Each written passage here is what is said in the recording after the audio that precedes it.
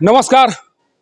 बिहार में अभी शिक्षा में सुधार की चर्चा बहुत तेजी से सुनाई पड़ रही है और लगातार नए नए निर्देश अपर मुख्य सचिव के पाठक के स्तर से जारी की जा रही है और उस निर्देश के बाद ये माना जा रहा है कि शिक्षा व्यवस्था में तेजी से बदलाव आ रहा है।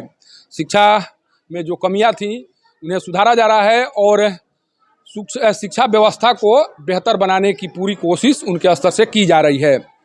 लेकिन अधिकतर विद्यालयों में एक बेसिक समस्या है, शायद उस समस्या के प्रति अभी भी जो अपर मुख्य सचिव के पाठक हैं वो गंभीर नहीं हैं और उनके गंभीर नहीं होने के कारण वो समस्या अधिकतर विद्यालयों को प्रभावित कर रही है।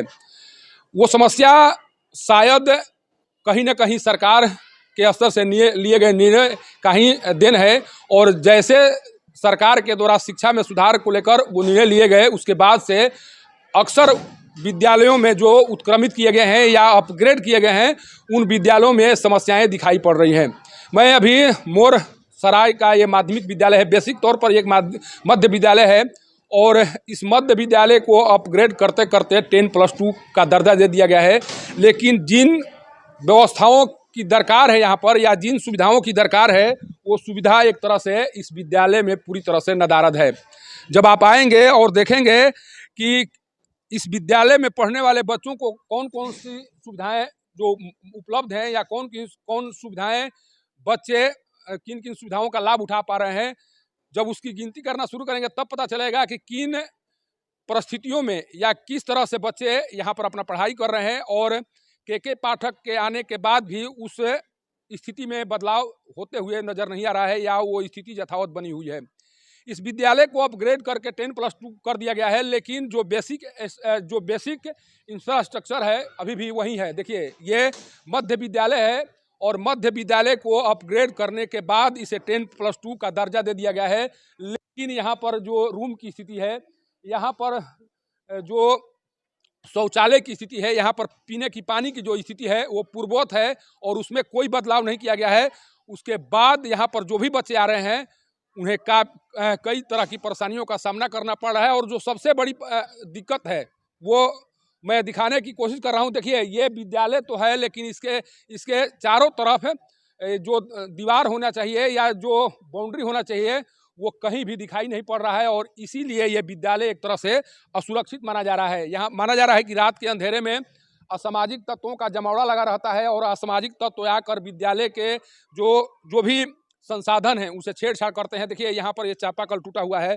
जब पता किया गया तो ये पता चला कि यहाँ पर रात के अंधेरे में असामाजिक तत्व आते हैं और चापाकल को भी उखाड़ कर लेकर चले जाते हैं। सोचिए कि ये विद्यालय किस तरह से असुरक्षित है और इस असुरक्षित वातावरण में यहाँ पर बड़ी संख्या में छात्राएं भी पढ़ाई कर रही हैं। बगल में ये कस्तूरबा गांधी विद्यालय का छात्रावास है जिस विद्यालय की बच्चियां इसी विद्यालय में पढ़ाई करती हैं।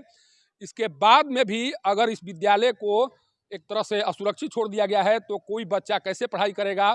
और यहाँ पर जो शिक्षक हैं, सोचिए कि 10+2 होने के बाद यहाँ पर साइंस की भी पढ़ाई होती है। यहाँ पर वैसे बच्चे पढ़ाई करते हैं जो आगे जाकर डॉक्टर इंजीनियर बनेंगे, लेकिन उन्हें पढ़ाने वाले अधिकतर जो शिक्षक हैं वो कला संवर्ग के हैं। सोचिए कि साइंस के विद्यार्थियों को कला संवर्ग के जब शिक्षक पढ़ाएंगे या उन्हें शिक्षा देंगे तो वो बच्चा कैसा इंजीनियर बनेगा, वो बच्चा कैसा डॉक्टर बनेगा, ये सोचा और समझा जा सकता है। और ये जो स्थिति है मोर सराय विद्यालय की, वो स्थिति अभी उसी तरह की दिखाई पड़ रही है। के पाठक लगातार फरमान जारी कर रहे हैं, लगातार शिक्षकों पर शिकंजा कस रहे हैं, लेकिन संसाधनों को विकसित करने का काम आखिर कौन करेगा। मान लीजिए 9 से 4 बजे तक अगर शिक्षक विद्यालय में उपस्थित रहते भी हैं तो उसे शिक्षा में क्या कुछ बदलाव आएगा? क्या केवल शिक्षकों को विद्यालय में उपस्थित कराकर शिक्षा में सुधार किया जा सकता है? ये बहुत बड़ा सवाल है और ये सवाल यहाँ के जो अपर मुख्य सचिव के पाठक हैं उनसे पूछा ही जाएगा। आप जब संसाधन उपलब्ध नहीं कराएंगे, आप बच्चों को उस तरह की सुविधाओं से महरूम रखेंगे तो फिर बच्चे पढ़ाई कैसे कर पाएंगे? कैसे कोई बच्चा इस विद्यालय से निकलकर डॉक्टर बनेगा? कैसे कोई बच्चा इस विद्यालय से निकलकर इंजीनियर बनेगा जब उसे साइंस विषय की पढ़ाई या साइंस की पढ़ाई ठीक ढंग से नहीं कराई जाएगी? ये सवाल मैं बार बार उठाने की कोशिश कर रहा हूँ और ये दिखाने की कोशिश कर रहा हूँ कि इसमें बड़ी संख्या में छात्र छात्राएं पढ़ाई करते हैं, लेकिन संसाधनों के कमी के कारण जो बच्चे हैं यहाँ की सुविधाओं का लाभ नहीं उठा पा रहे हैं। और ये सोचिए कि ये पुरानी जीटी रोड के बगल में विद्यालय है। अगर यहाँ पर बाउंड्री नहीं बनाया गया है तो हो सकता है कि कोई बच्चा निकल कर बिना किसी जानकारी दिए अगर रोड पर पहुँच जाता है, उसके साथ कोई अनहोनी हो जाती है, या वो किसी वाहन के चपेट में आ जाता है, फिर उसकी जिम्मेवारी कौन लेगा? ये यहाँ के जो जिला शिक्षा पदाधिकारी हैं उनसे भी पूछा जाएगा कि आखिर इतना सब कुछ होते हुए भी इस विद्यालय का चहारदीवारी का निर्माण क्यों नहीं कराया गया। ये यहाँ के जो जिला शिक्षा पदाधिकारी हैं उनसे भी पूछा जाएगा। मैं कोशिश करता हूँ कि यहाँ के जो प्रधानाध्यापक हैं उनसे समझा जाए कि आखिर आपके विद्यालय में चहारदीवारी का निर्माण क्यों नहीं हो सका है। यहाँ के जो प्रधानाध्यापक हैं उनसे मैं समझने की कोशिश करता हूँ कि आखिर यहाँ पर चहारदीवारी का निर्माण क्यों नहीं हो सका और क्यों इस तरह की स्थिति बनी हुई है, जिस स्थिति के कारण बच्चों को पढ़ाई करने में समस्या आ रही है। सर, एक चीज़ जानना चाह रहे हैं, विद्यालय का भवन दिखाई पड़ रहा है, अन्य संसाधन दिखाई पड़ रहे हैं, लेकिन चहारदीवारी के अभाव में ऐसा लग रहा है कि बच्चे असुरक्षित हैं। ऐसा माहौल क्यों बना हुआ है? अब चहारदीवारी के लिए कई बार कई जगह कहा गया, मनरेगा में भी कहा गया, ऑफिस में भी, और या जिला स्तर पर भी कहा गया, लेकिन अभी तक निर्माण नहीं हो पाया। बहुत पूर्व में लगभग 97-98 में यहाँ के सामाजिक श्री बृजकिशोर पासवान जी द्वारा कुछ प्रयास किया गया था, तो पूरी चहारदीवारी नहीं हो पाई थी, लेकिन फिर भी हुई, लेकिन वो भी अब धीरे धीरे सब समाप्ति पर है।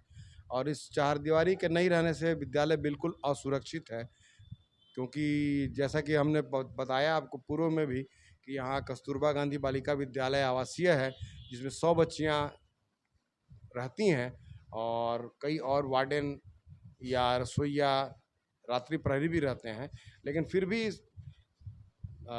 थोड़ा अपने आप में असुरक्षित महसूस करती है। यहाँ के कुछ संसाधनों की, जैसे पीने के लिए जो चापाकल लगाया है उसकी चोरी की बात भी आती रहती है कि चोरी कर लिया जाता है, रात में असामाजिक तत्वों का जमावड़ा लगा रहता है। इस तरह की बातें हम लोगों को सुनने को मिलती है हमेशा। आखिर इसमें सच्चाई क्या है? जी, इसमें बिल्कुल सच्चाई है। मैं यहाँ विगत 28 वर्षों से यहीं पदस्थापित हूँ, और हमने अभी तक अनुभव किया है कि कई जगह पहले कमरों में भी जब हुआ करता था चापाकल, तो वहाँ से भी लोग उखाड़ के ले जाते थे। तो आपस में हम सभी शिक्षकों ने सलाह किया और उसे एक बीच मैदान में किनारे लगा दिया कि शायद चोरी ना हो, लेकिन फिर वो भी होने लगा है। तो अब समझ में नहीं आता है कि इसका क्या उपाय किया जाए। उन्हीं के बच्चे यहाँ विद्यालय में पढ़ते हैं जो पानी पीते हैं। आज समस्या आ रही है, हर समय चापाकल लगाना इतना संसाधन भी नहीं है कि हर समय हम लगाते रहें, और वो पूरा मुंडा और उसके नीचे जो फ्लैंच भी होता सभी लेकर के चले गए। अच्छा, एक जानकारी हम लोगों को मिल रही है कि इस विद्यालय को अपग्रेड करके 10+2 कर दिया गया है, लेकिन विद्यालय के कक्षाओं को अपग्रेड तो किया गया, संसाधनों की स्थिति क्या रही? उसके बाद संसाधन विकसित किए गए, कमरे बनाए गए, शिक्षकों की संख्या बढ़ाई गई, या उसी संसाधन के बदौलत वो भी कक्षाएं संचालित हो रही हैं? अभी 9 से 10 के लिए 3 शिक्षकों की प्रतिनियुक्ति हुई है, जो यहाँ वो क्लास लेती हैं, महिला शिक्षिका हैं।